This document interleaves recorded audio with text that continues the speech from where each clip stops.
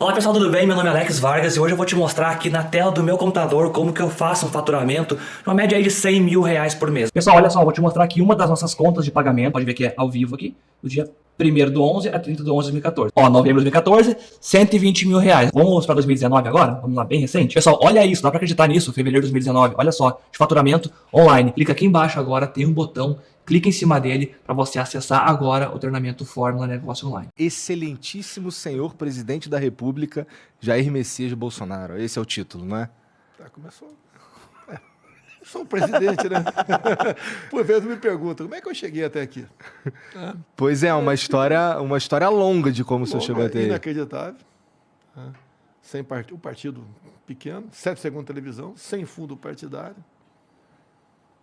Basicamente, pela uma história de vida e mídias sociais.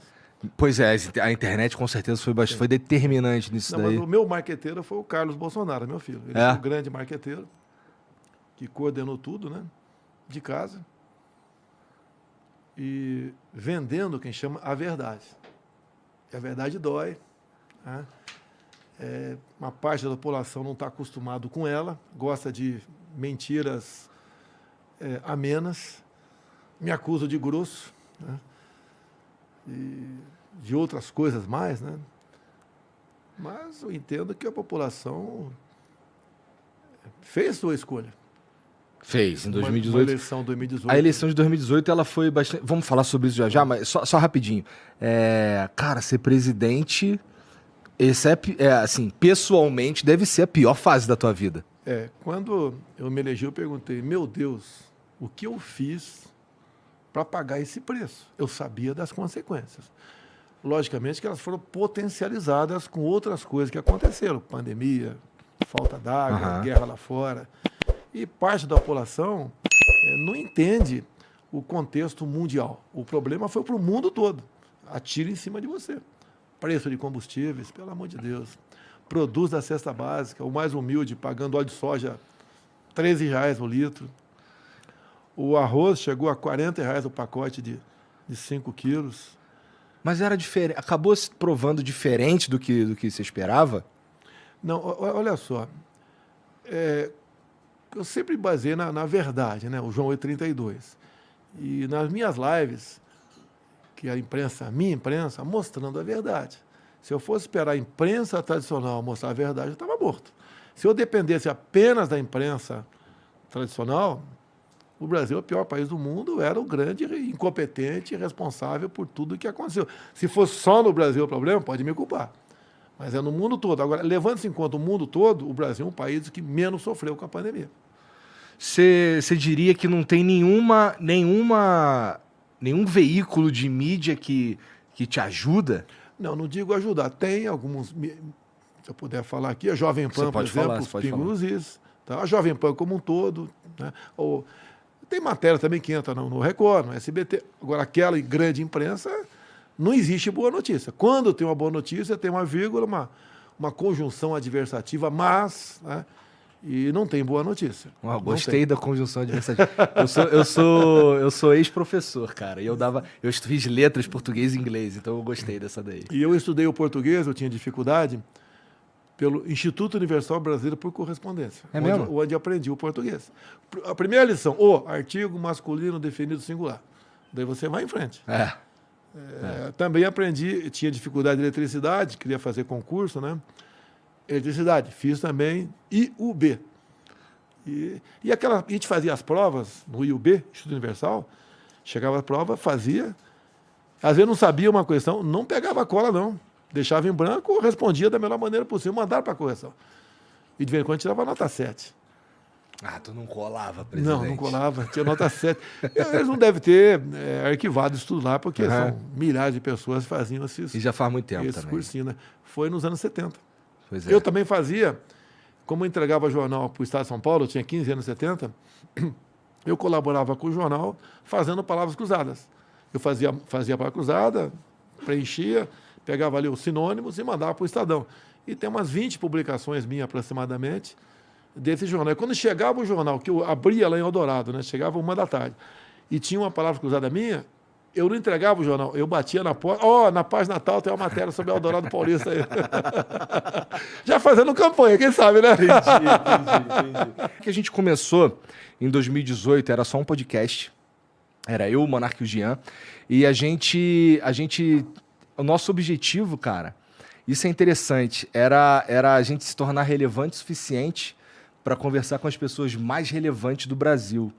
E, pô, é importante para mim, é um marco, na verdade, na minha vida, poder conversar com o senhor aqui hoje, porque você é o presidente do Brasil, sabe? Para mim é uma coisa impressionante, sim, uma estrada que a gente percorreu que realmente mudou e vem mudando, na verdade, a forma como a comunicação é feita no Brasil.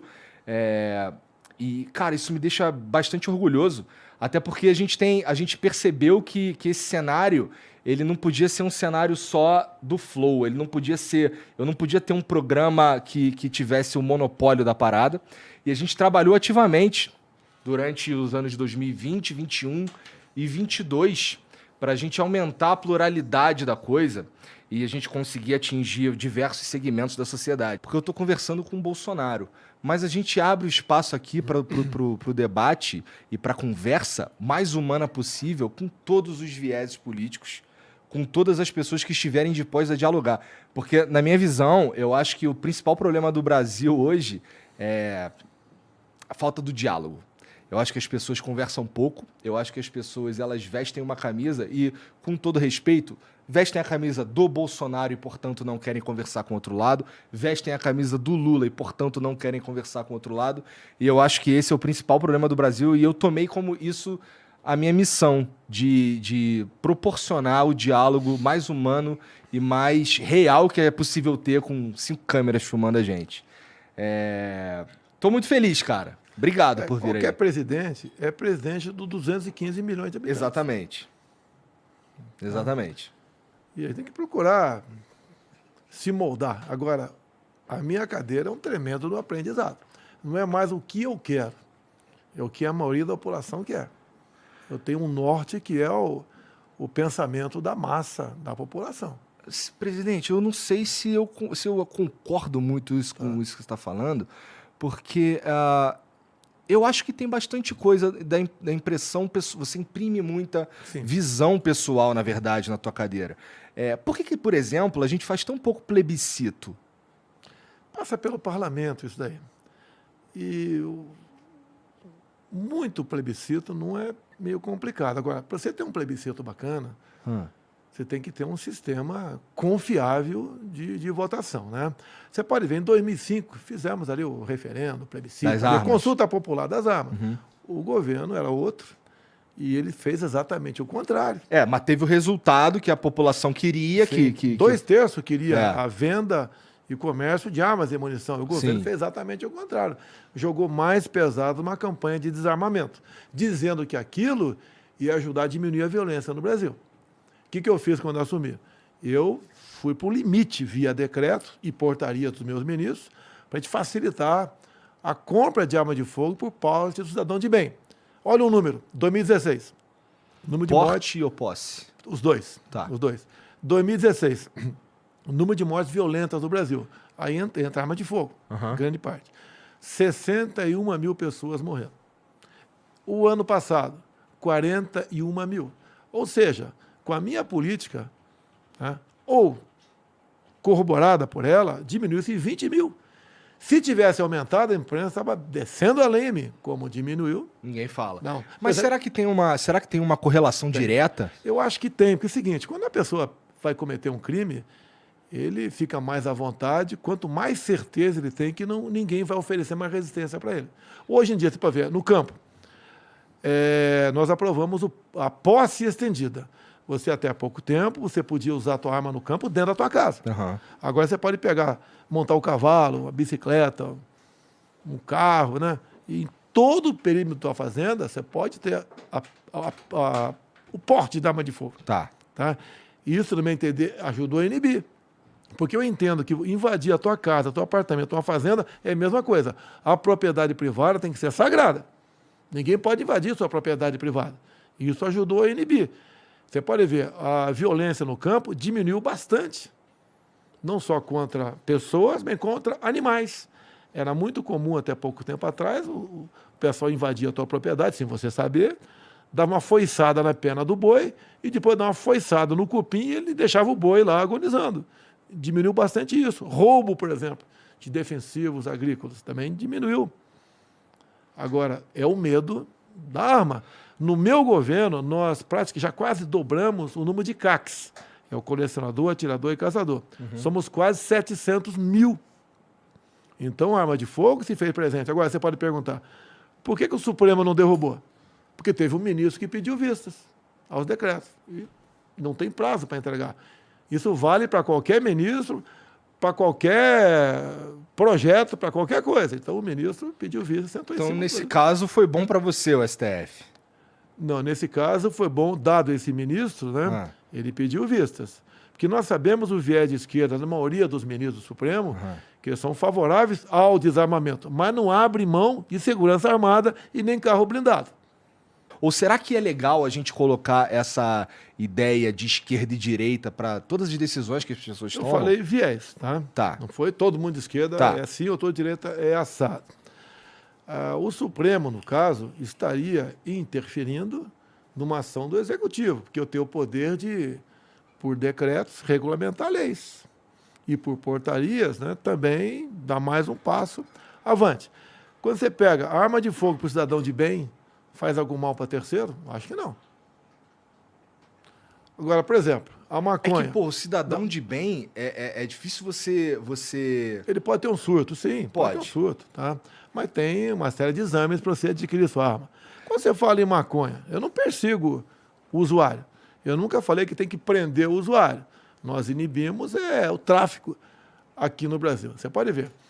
Uma pessoa que fuma maconha, por exemplo, né? Conheço um monte, presidente. Todo mundo conhece alguém que fuma, né? Ele não fala, mas a gente sente. Tá. Por exemplo, o tempo de reação a um estímulo é majorado. Com certeza. É majorado. Então, eu e você, por exemplo, já que você falou que você fuma. Não, eu não fumo. Eu fumo nicotina. Não fumo maconha, não. Então, você é a favor? Eu sou a favor. Me desculpa aqui, então. Então, você é a favor a liberar. Então, duas pessoas dirigindo.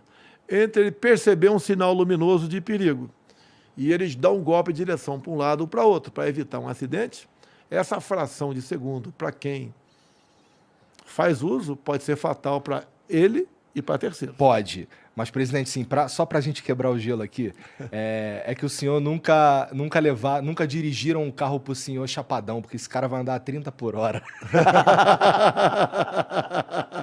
Não, minha esposa um dia reclamou para mim, né? Porque ela é bastante discreta, né? Que quando ela andava em Brasília, ela é obrigada a andar com carro com segurança, até com a minha filha também é obrigada a segurança. Ela reclamou que o pessoal ia a 40 por hora em Brasília. Daí eu falei lá com o Joeleno, siga aí a velocidade definida pelas placas. Aí o pessoal começou a andar a 60, de vez em quando a 40, a 70, daí ela não reclamou mais. Mas assim, pessoalmente, o senhor é contra a legalização da maconha? Se depender de mim, tá, eu veto uma proposta nesse sentido. Se bem que quem faz as leis, em última análise, é o Congresso Nacional. Que eu vetando, o Congresso pode derrubar o veto, não tem conversa, vai ser... É igual a questão de aborto, né? Se o Congresso aprovar, eu veto. E se o Congresso derrubar o veto, a gente é obrigado a cumprir a lei. Sim, sim. Então, mas nem existe debate nesse sentido. Quando você fala em feitura de direito, volta para o Supremo. O Supremo não pode ter freio nisso aí. O Supremo vê a questão de constitucionalidade. Sim. E não de materialidade de leis. O Supremo não pode ficar legislando, praticar o ativismo judicial. A princípio... Cada poder no seu quadrado. A princípio, o papel do Supremo é decidir sobre a constitucionalidade das leis, não é? Sim. E o senhor tem criticado bastante eles aí sobre algumas decisões e tal. Porque eles interferem, tá certo? E não pode interferir. Você quer ver, pouco tempo atrás, o Congresso e, por vezes, o Conselho Nacional o CNJ, Conselho Nacional de Justiça, não é isso mesmo? Tá. Decidiram há pouco tempo que homofobia e racismo, homofobia deve ser tipificada como se racismo fosse. Tá? Quem tem que decidir isso é o Congresso. Tá. Se for uma proposta de emenda à Constituição, eu nem entro em campo. O teu problema não é com a proposta em si. Não. nós temos que, olha só, para nós vivermos em harmonia, cada poder tem que fazer o seu papel.